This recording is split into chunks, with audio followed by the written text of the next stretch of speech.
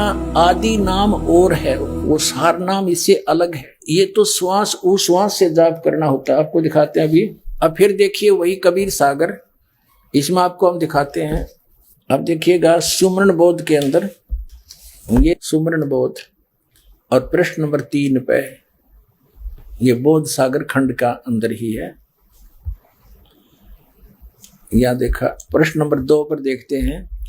ओम सोहम नाम के आगे करे पियान, अजर लोक बासा करे जगमग दीप स्थान। सुख सागर स्नान करी होय हंस का रूप, जाय पुरुष दर्श करे जिस दिन परम आनंद। अब यहां बता दे, इस ओम सोम से आगे और नाम है एक सार नाम, आदि नाम। ये सतनाम है 2 अक्षर का। अब परमात्मा कहते हैं ये आदि नाम जो सार नाम है वो भी मैंने बोल के सुना रखा है और इसमें गुप्त छुपा रखा है। ये मूर्ख जीव मर्म नहीं पाया। अब देखियो यही कबीर सागर, इसके ये है बोध सागर और ये है ज्ञान बोध। अब हम ज्ञान बोध पर पुनः आगे हैं। सतगुरु जीव प्रबोध के नाम लखावे सार, सार शब्द जो कोई गहे सोई उतरे पार। अब सार शब्द के विषय में बता रहे हैं। सतनाम अलग बताया है, सतनाम जो करे पुकारा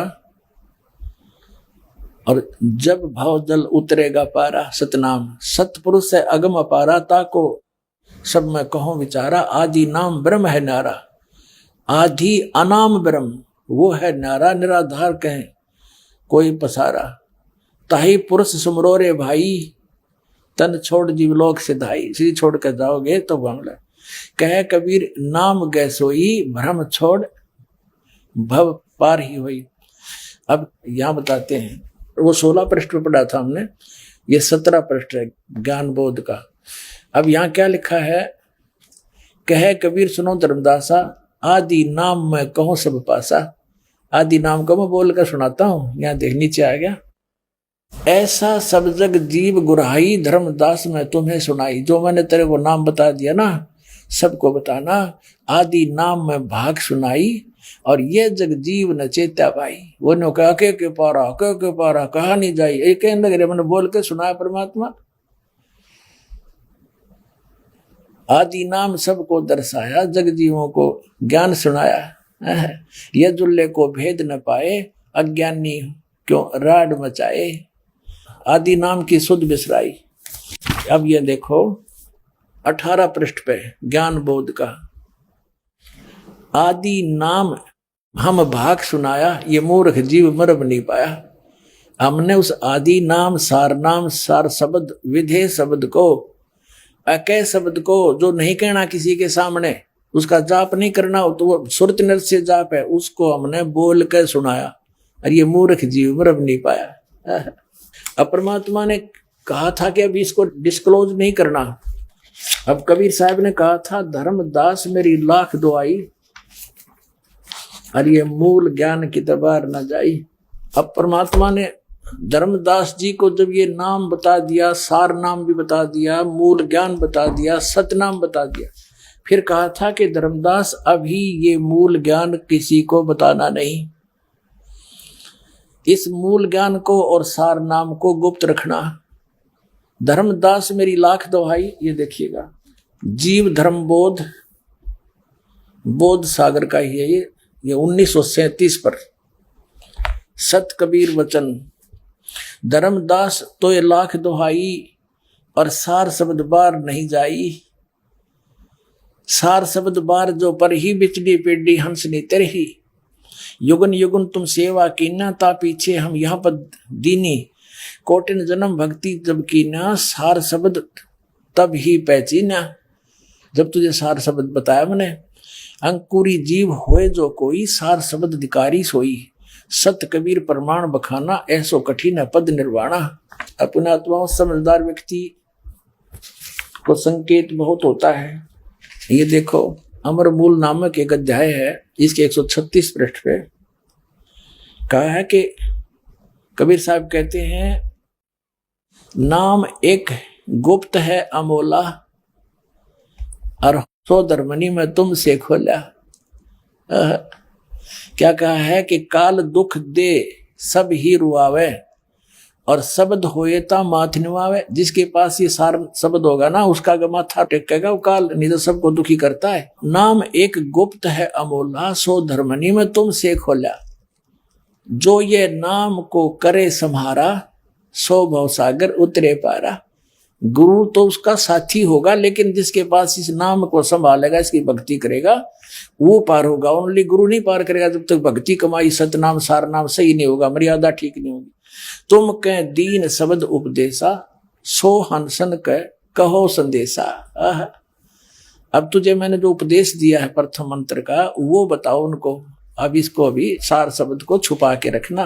फिर क्या बताया है, 997 पे है, सारा कुछ बता के कहा कि अब मैं कहूँ ज्ञान उपदेशा, तुम अपने घट करो प्रवेशा। मुक्ति नाम निसंशय हुई, नाम से मुक्ति होगी निसंशय। अमर नाम तुम जब सुरत समोई, उस नाम जो तुझे बताया है बोल के, उसमें केवल सुरत समानी है। सुरत नृत्य से जाप करना उसका। जब लग कहे जीव्या कर गाया, तब लग जानो सो सब माया। यानी इसका अगर तुम मौखिक जाप करोगे तो लाभ नहीं देगा आपको, उसका सुरत से जाप करना। वो नाम है बोल कर जो तुझे सुना दिया। अकह नाम कहा नहीं जाई, घट घट व्याप निरंतर साई। नाद शब्द जब ही उचारा, तासो अक्षर भय विस्तारा। अब कहते हैं तब ही शब्द सुरत मन लाया, मन स्थिर भय नहीं है माया। अब इस शब्द के ऊपर इस सुरत न लावे, फिर यह माया समाप्त हो जाएगी, वो माया नहीं रहेगी, वो असली काम करेगा वो मंत्र।